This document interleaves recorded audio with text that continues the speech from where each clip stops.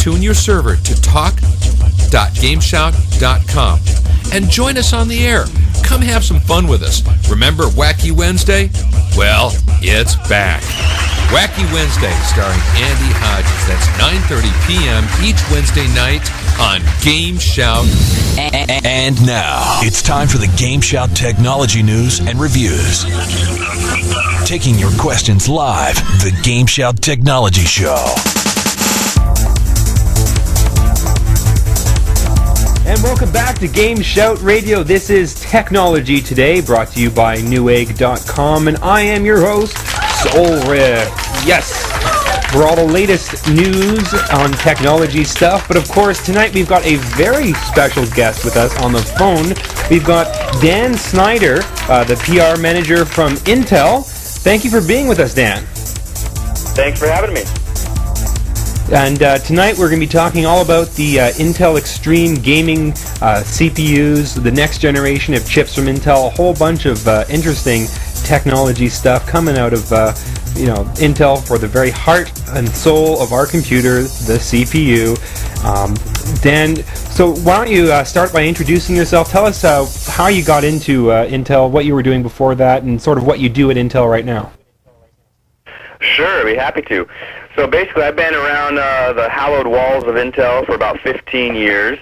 So I've seen the inception of the 386 launch running at a staggering 8 megahertz back when games were just a glimmer in someone's eye on a PC, you know. So I basically have a couple engineering degrees and started out in engineering at Intel. And people at Intel have a way of bouncing around through different departments and ended up doing the technical PR for our North American accounts. Excellent. Now you're here talking to us about the CPUs. Now, Intel, of course, they is well known for making their CPUs. We've had the Pentium line for almost 10 years now, since the original Pentium came out. Pentium 2, 3, 4. You know, what are we dealing with right now? What's the hottest Intel Pentium product in stores right now?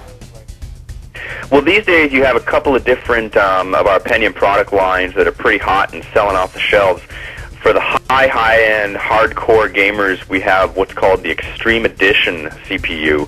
So this is a Pentium Processor Extreme Edition with kind of all the bells and whistles for the hardcore gamers out there.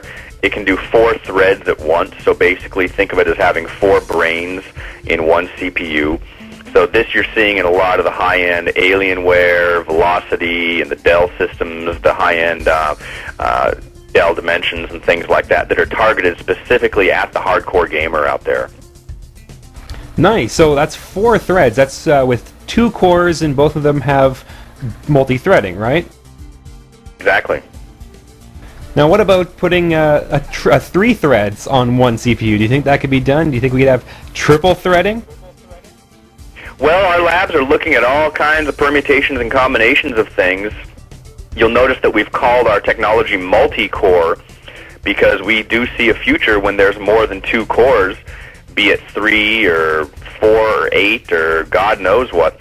You'll see in a lot of the modern networking chip manufacturers, they're already on hundreds and hundreds of cores because something like high-volume networking is a perfect opportunity to add just all kinds of specialized cores for network traffic.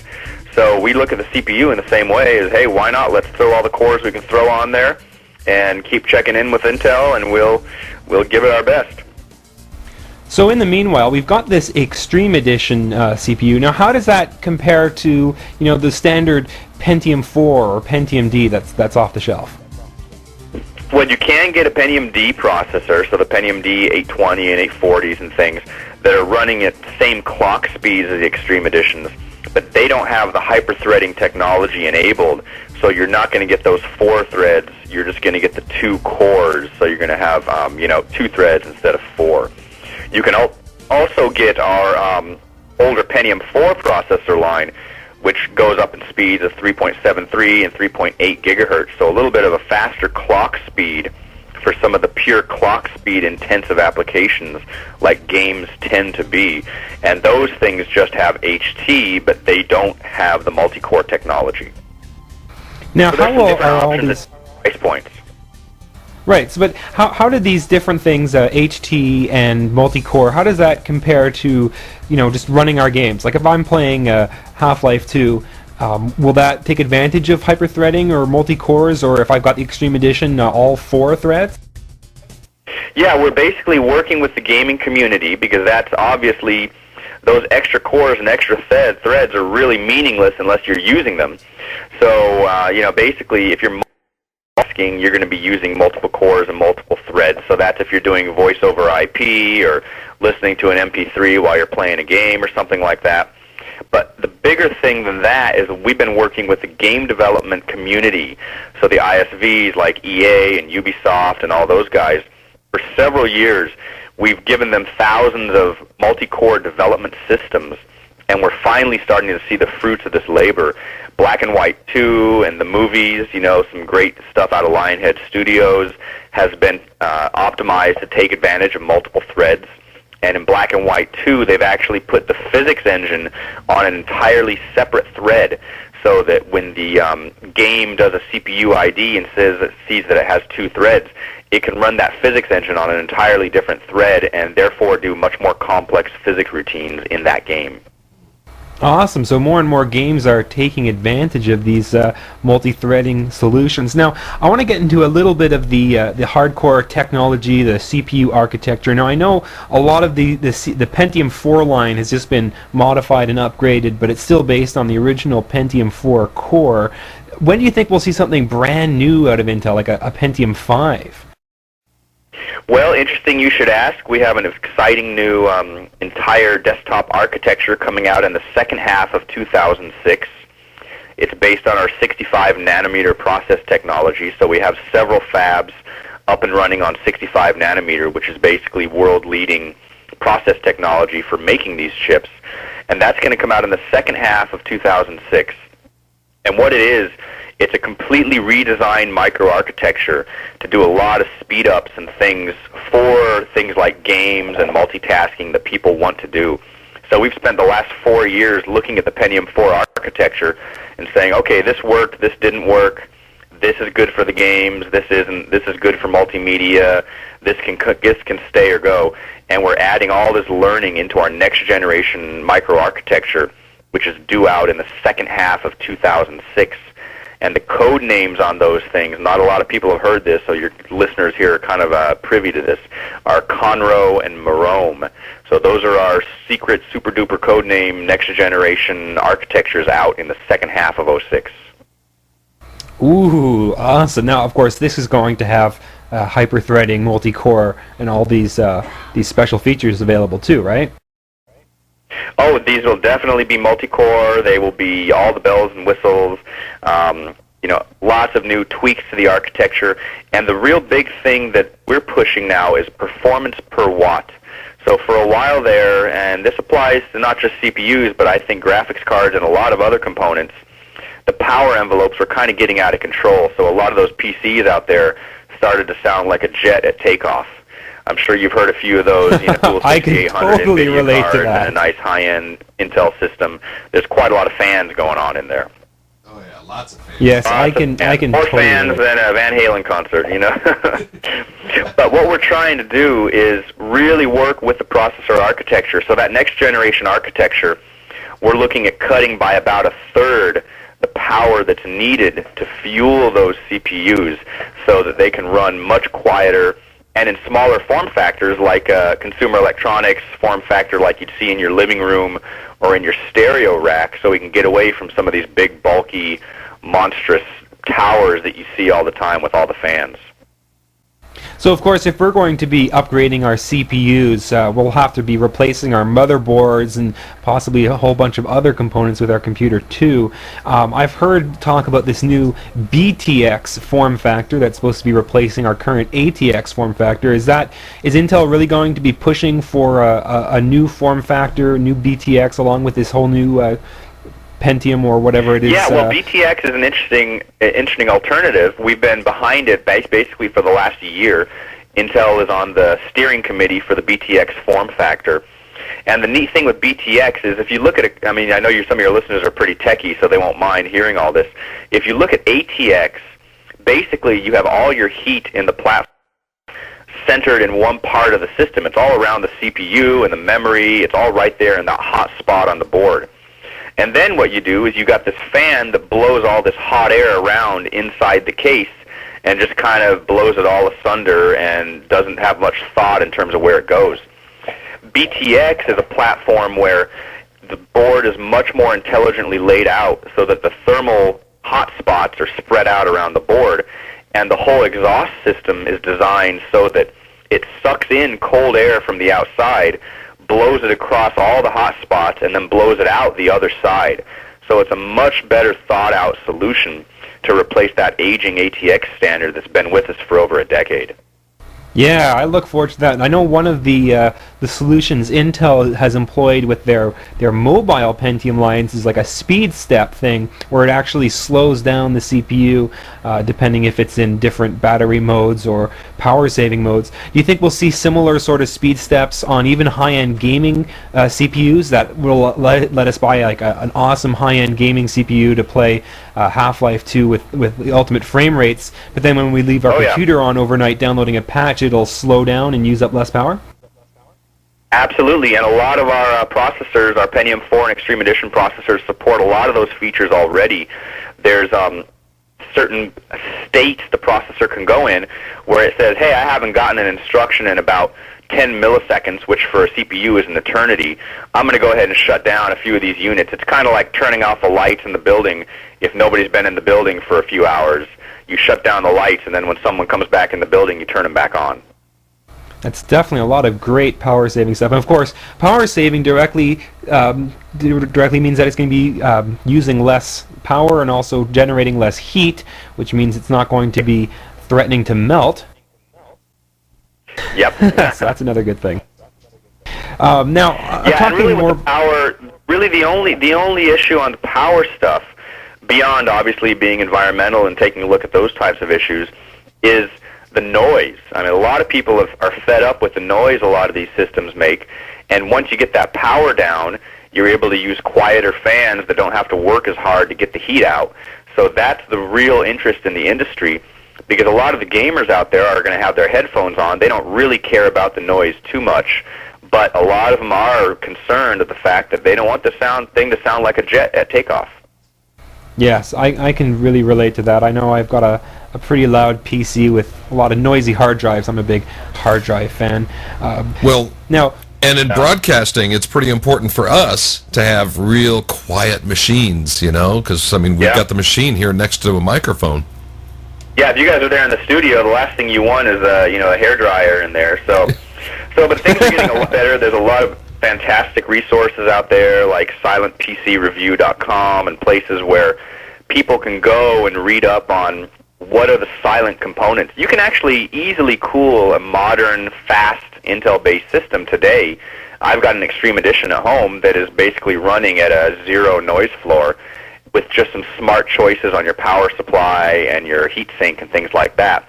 I also use fanless graphics cards with some mods so you don't have to run a bunch of fans on the graphics cards.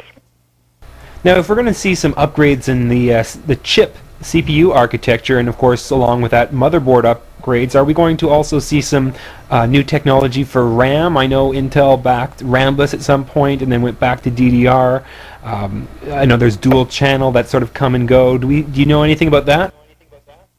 Oh yeah, well, we're still firmly behind the DDR2 specification, and that is just going like gangbusters. And as DDR2 cranks up the speed, so basically we've been right there behind each generation of the DDR2 speed increases, you're getting more and more performance out of the architecture. DDR2 dissipates a lot less heat and power than the previous DDR1 generation, and it has higher headroom for capacity and speed for the future.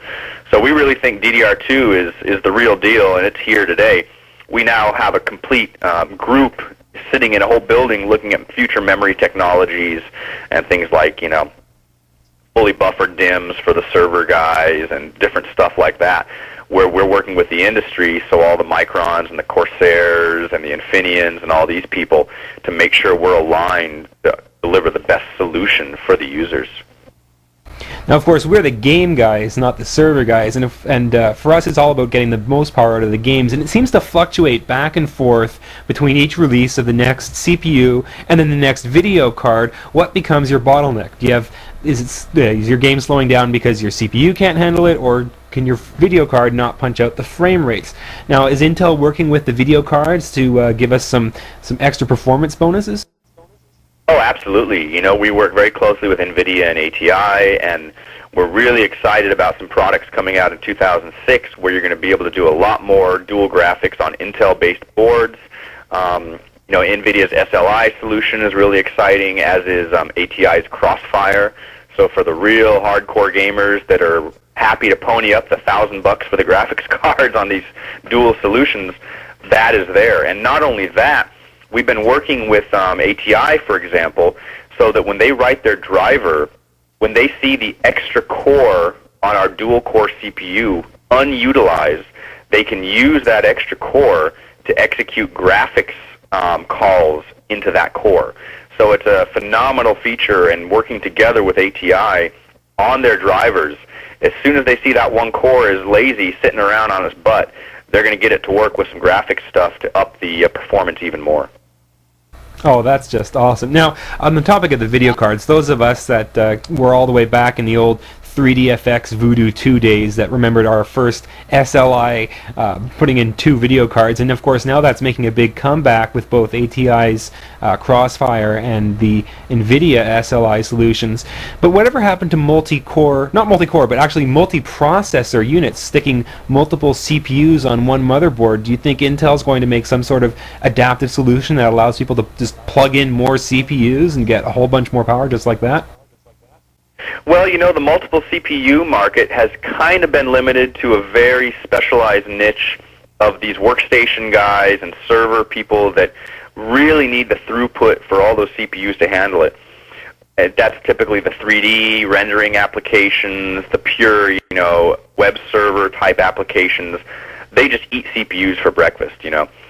But in terms of the mainstream consumer out there, that's why multi-core is so great, because you're basically getting a multiple CPU solution all in one CPU.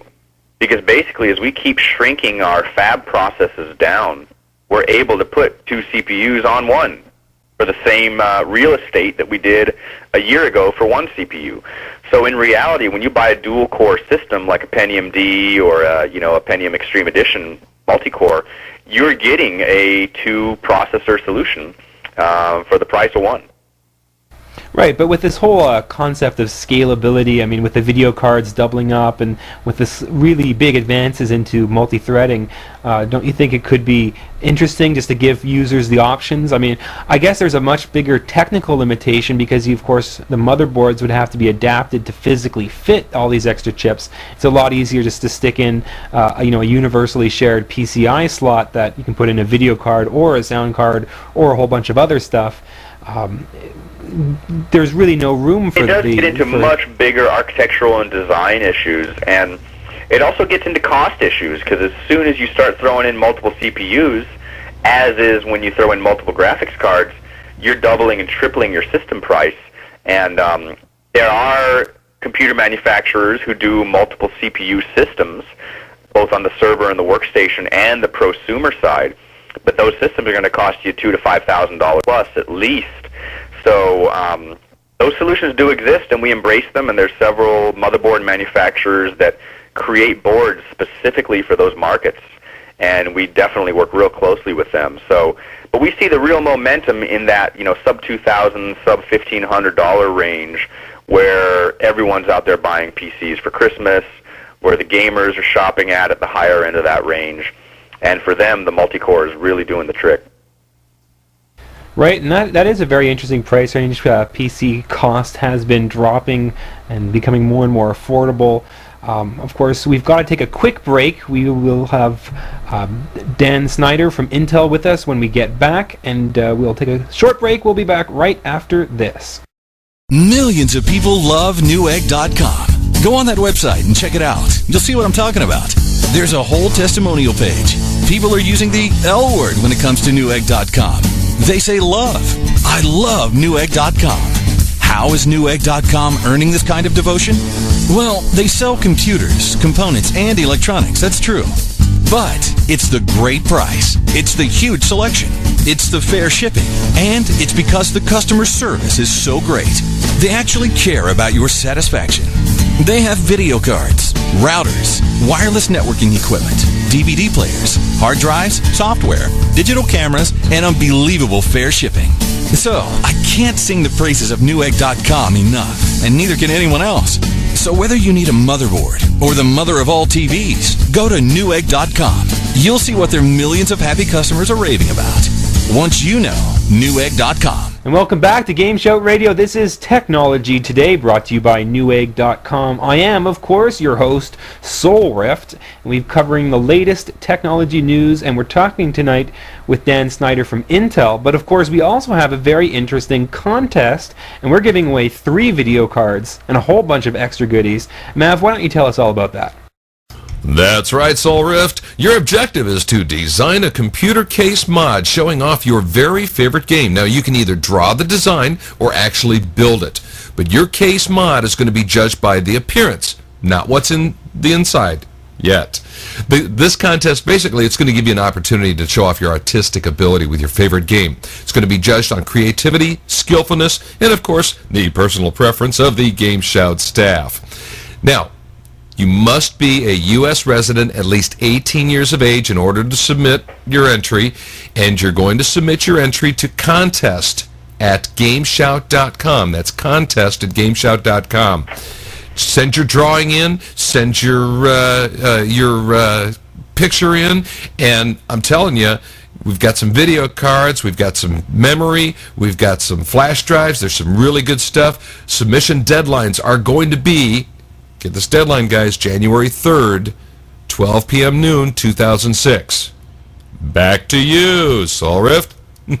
Thank you, Captain Maverick. Of course, here we are on Technology Today, brought to you by Newegg.com. We've got Dan Snyder from Intel talking to us about all the latest and greatest hardware technology coming to us for the very core of our computer, our CPU. Now, Dan, I'd like to ask you a little bit about the mobile solutions. Laptops have become really popular along with Palm Pilots and cell phones. And, what's on the horizon for, mobile CPUs? Well, that's a great question because it's a very exciting time coming up in the mobile space. As a lot of your listeners know, we have not had hyper-threading or multi-core at all in the mobile arena yet. We've kind of been having our engineers, locked up in the labs, working on a solution. And the good news is, here coming up in just a few months in Q1, we're going to be launching our codename Napa Yona platform. So Yona is the first multi-core mobile Pentium M mobile processor for the notebook market. And this is really exciting because a lot of people really love the current version of the Pentium M processors. So Q1, you're going to see 2 of those babies on one chip. So you're going to have 2 brains in your notebook to do all kinds of stuff. Now, before I even get into this... Great about that is, we're all notebook users. I've got a notebook for work. If you don't have HT or multi-core on your notebook, work is the biggest environment where you're multitasking because you've got Instant Messenger, you've got Outlook open, you've got PowerPoint, you may be doing a net meeting with someone to discuss some slides, and then virus scan kicks in from IT beyond your control. This is just begging for multi-core and for being able to separate these threads off separately. So I think this is going to be a huge, huge win for the mobile market. Now, I've got to ask a question here. Where do you come up with these code names? Some of these are just so off the wall. I've seen 15 years of Intel code names, and a lot of them come from the geography of the region where they're designed. So Yona is designed in Israel, and I believe it's a local mountain or river or something there in Israel. And similarly with a lot of our designs done here in the U.S., a lot of those things are designed up in Portland. So you see a lot of things like Willamette and Merced and those types of code names that are basically using local geography to discuss or to give a code name to that part. Okay. Unfortunately, a lot of our code names tend to be more interesting than the final names. Well, yeah, I can see that. That's true. But then again, it's a lot harder to market Tell something our corporate like ID guys I told you Ono. that. we'll keep it a secret, just between us. Dan? So, what was that you just said, Dan? Oh, just don't tell our corporate ID guys I told you that one. Okay, you got it. You got it. That's right. Yep. Okay, well, another interesting thing that Intel does, especially in the mobile market, is really the whole integration of circuitry and systems. I mean, you don't just have your Pentium M, but you've got this whole Centrino solution with the wireless and the video cards and a whole bunch of other integrated stuff. Can you tell us a little bit more about that and what we're going to see in the future? Sure. So basically, Centrino, a lot of people are kind of confused, which is really understandable. Intel has an excellent knack of doing that. Basically, when you see Centrino, some people just think it's a Centrino processor and that's it. But actually, it's the Pentium M processor, so it's a family member of the Pentium M family, plus a wireless Intel wireless solution, plus an Intel chipset that's kind of the traffic cop for the system. Those three babies together is what makes up the Centrino platform. And now an interesting twist is in Q1 of next year, we're going to launch something that has been codenamed Vive, that the real name is Vive, actually. So that has been discussed in public. So Vive, V-I-I-V, will be the Centrino for the desktop, if you will. So it's going to be a set of components for digital home, so that when you go out and buy a Vive system from Dell or from Gateway or whoever, you're going to know that this stuff will work in your house with wireless, and it'll do the 10-foot UI and this and that and the other thing. Now, another big news thing, off in a completely different direction, of course, but Intel has recently replaced IBM making the CPUs for the Macintosh line of computers. Anything interesting about that? Well, all we've really said so far is what Ottolini and Jobs got up on stage this year and talked about, is that we're working together and that Apple is very excited about our roadmap for 2006, and I gave you guys kind of a sneak peek into this Conroe and Marome and these future products that we're working on that are high performance, low power. And those were some of the reasons why Apple really kind of shook their head and said, you know, you guys have a roadmap that's built with a future to it. Intel also has, you know, over a dozen fabs running full tilt, which is just unprecedented manufacturing capacity in the industry. So Apple kind of said, you know, you got the capacity, you got the roadmap, we like what we see, you know, and let's party. Now, another interesting future technology is the Windows Vista, the new operating system. Unfortunately, I think we're running out of time on the clock. Mav's waving me down. We've had a great interview. Thank you so much for coming with us. I'll have to come back on and talk about this. Oh, wait a minute. Go ahead. Yep. Yeah, we'll have you come back on and talk about Vista. Yeah, come back on and talk about Vista. Yeah, I'll come back on and talk all about it. Excellent. Well, we've got to head out, but we've got a whole bunch more right here on GameSHOUT Radio. Thank you for listening, and we'll be back right after this. You have been listening to Technology Today. This show is brought to you by Newegg.com. Newegg.com is an online computer, consumer electronics, and communication products superstore, offering the widest product selection of IT and CE brands in the industry. At Newegg, consumers can find product information, how-tos, customer reviews, and opportunities for community interaction. That's Newegg. That's Newegg.com. Thanks for listening.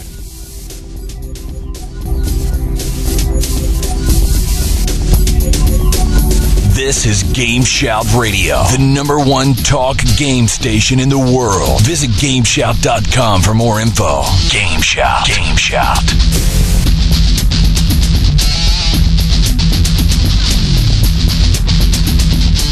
Well, you've made a smart choice.